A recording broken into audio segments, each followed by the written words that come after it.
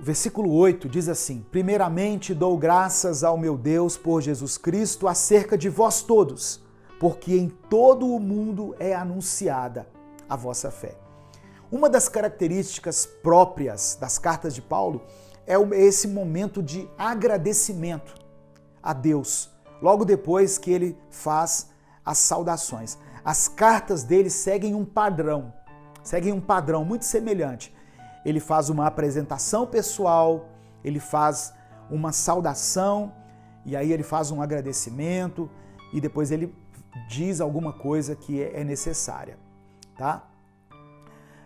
Versículo 9 diz assim: porque Deus, a quem sirvo em meu espírito, no evangelho de seu Filho, me é testemunha de como incessantemente faço menção de vós, pedindo sempre em minhas orações que, em algum tempo, pela vontade de Deus, se me ofereça boa ocasião de ir ter convosco.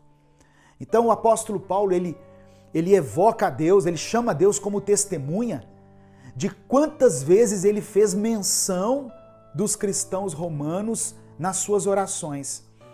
Diferente de outras cartas em que Paulo ora a Deus para que dê conhecimento aos cristãos, nessa aqui ele ora pedindo que Deus conceda, segundo a vontade do Senhor, uma oportunidade para visitar os cristãos em Roma. E como eu falei, durante um tempo ele foi impedido de visitar Roma.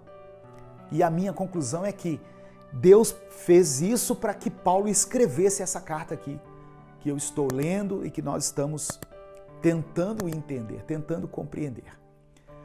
Versículo 11 e 12 diz assim: porque desejo ver-vos, eu quero ver vocês, para vos comunicar algum dom espiritual, a fim de que sejais confortados. Isto é, para que juntamente convosco eu seja consolado pela fé mútua, assim vossa como minha. Paulo, ele ora constantemente e ele louva a Deus pela existência dos irmãos lá em Roma, motivado por esse desejo de vê-los pessoalmente. Paulo queria o quê? Confortar os irmãos, anunciando os dons que são recebidos de Deus. E esse encontro com os romanos, nas palavras do apóstolo Paulo, ele serviria como um conforto mútuo. Sabe quando você quer encontrar uma pessoa que você pensa assim, vai ser bom para mim e vai ser bom para ela, esse encontro. É isso que Paulo estava sentindo aqui. Paulo queria um contato. E ele queria observar de perto a obediência que eles tinham no Evangelho. E o zelo também que Paulo já sabia que eles tinham. E para encerrar, o versículo 13 diz assim: não quero, porém, irmãos, que ignoreis que muitas vezes propus ir ter convosco, mas até agora tenho sido impedido, para também ter entre vós algum fruto, como também entre os demais gentios. Então, Paulo, ele continua dizendo aqui que ele propôs ir a Roma por algumas vezes, mas foi impedido, e ele não apresenta quais foram esses impedimentos. E, assim, nós não devemos ficar conjecturando, supondo quais foram esses impedimentos, porque a gente poderia cair aqui em algum erro teológico. Mas o fato é que ele queria, né? Ele queria ver algum fruto entre os romanos, da mesma forma que ele havia obtido entre os demais gentios. E Paulo não queria que os romanos tivessem uma ideia errada a respeito dele, uma vez que eles poderiam alegar que ele estivesse com vergonha de encontrar os seus concidadãos em Roma, por ser a presença dele fraca em relação às suas cartas. Olha só o que diz, por onde eu concluo isso. Em 2 Coríntios, capítulo 10, versículo 10, Está escrito assim, olha, porque as suas cartas dizem, são graves e fortes, mas a presença do corpo é fraca e a palavra desprezível.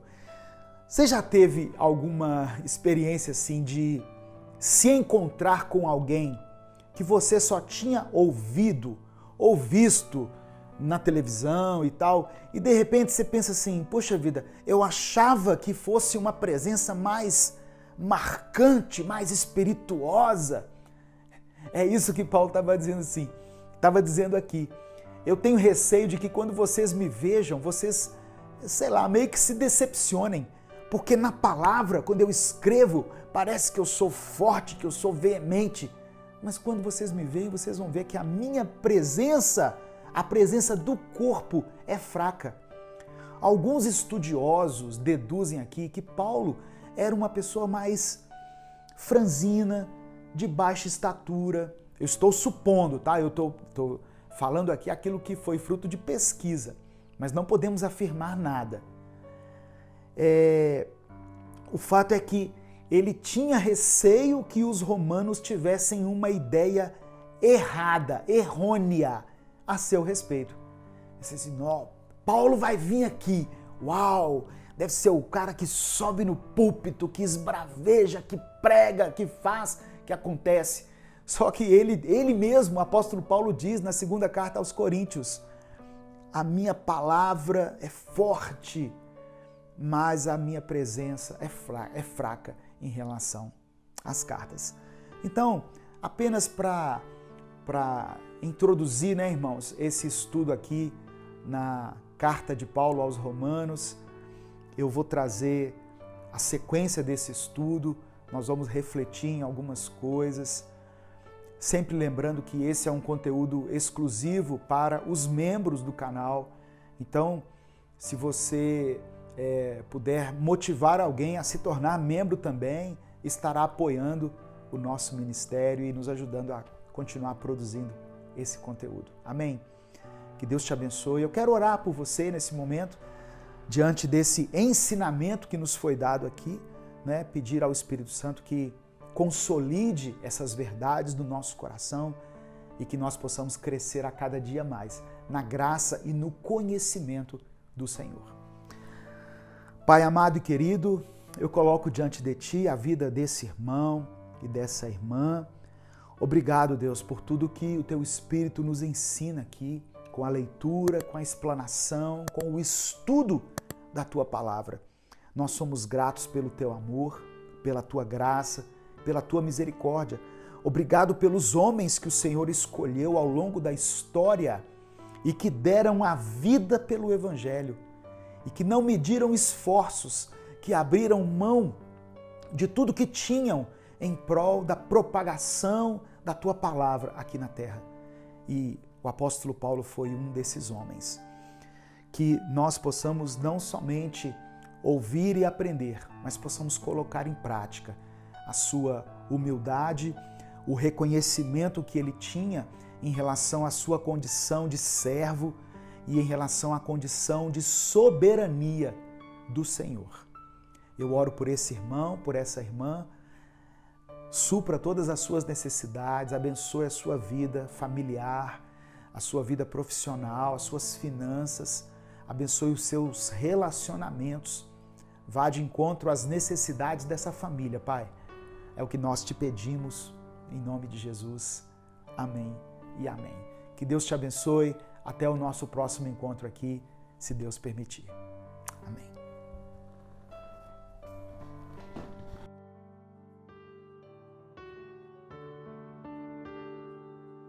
Salmos 27, verso 1 diz assim: O Senhor é a minha luz e a minha salvação. A quem temerei? O Senhor é a força da minha vida. De quem me recearei? O medo é um sentimento que muitas vezes nos paralisa e impede que nossas conquistas e nossos sonhos sejam alcançados. Quando escreveu esse salmo, Davi tinha inimigos muito próximos a ele, um exército inteiro acampado ao seu redor para destruí-lo. E mesmo assim Davi podia dizer: ainda que um exército se acampe contra mim, meu coração não temerá. Ainda que se declare guerra contra mim, mesmo assim estarei confiante. Davi era um homem que sabia do que estava falando, e ele nos ensina a superar o medo. Deus não é um amuleto da sorte que você usa quando quer. Davi está falando aqui sobre um modo de vida que está totalmente focado em Deus, que se agarra ao Senhor com fé em qualquer situação, por mais desesperadora que ela seja. É interessante notar que ele se mostra confiante no verso 3 e depois fica ansioso novamente no verso 7. Mas Davi redireciona seu foco e reafirma sua fé em Deus e na sua bondade. Ele nos mostra na prática o que é buscar o Senhor para superar o medo. Para entender a dimensão das palavras de Davi quando ele diz: "O Senhor é a minha salvação", é preciso lembrar que ele era um guerreiro poderoso. Quando adolescente, ele derrotou um gigante. E antes disso, ele tinha defendido o rebanho de seu pai, matando um urso e um leão. Teria sido fácil se vangloriar na sua própria força ou na força do seu exército. Mas em vez disso, ele afirma que sua defesa está em Deus. Todos nós temos uma tendência ao orgulho, em confiar em nós mesmos. Tudo que há em nós, até mesmo a nossa fé, vem de Deus. Somente Ele é a nossa salvação. Ouse confiar no Senhor, não na sua capacidade, não nos seus recursos ou nas suas habilidades. Quando estiver com medo, lembre-se de que o Senhor é por você e não contra você. Se você colocar toda a sua confiança em Cristo como seu Salvador, então você poderá dizer: "O Senhor é a minha luz e a minha salvação. A quem temerei?" Deus é tudo o que você precisa. Ele está ao seu lado. Mesmo que você tenha perdido tudo, se você ainda tem Deus, você não perdeu nada. Davi fala que pediu uma coisa a Deus e a buscaria: que ele pudesse viver todos os dias na casa do Senhor, para que no dia da adversidade, Deus o protegesse na sua habitação e o colocasse em segurança sobre a rocha.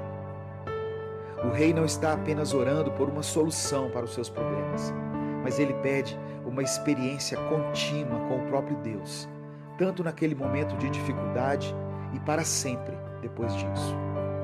Eu não sei quais situações têm te causado temor, mas eu quero dizer que você vai superar todos os seus medos à medida em que se concentrar em Deus. A única coisa que você precisa é habitar na presença do Senhor todos os dias da sua vida. Eu quero orar por você. Senhor, tira de nós o medo que tem nos paralisado, que tenhamos fé suficiente para depositar toda a nossa confiança no Senhor e descansar em Ti. Que não seja apenas uma oração no dia da adversidade, mas que possamos ter um relacionamento com o Senhor e que possamos habitar na Tua casa para sempre. Eu oro em nome de Jesus. Amém. Deus te abençoe. Eu sou Edivaldo Oliveira e esse foi mais um Minuto com Deus.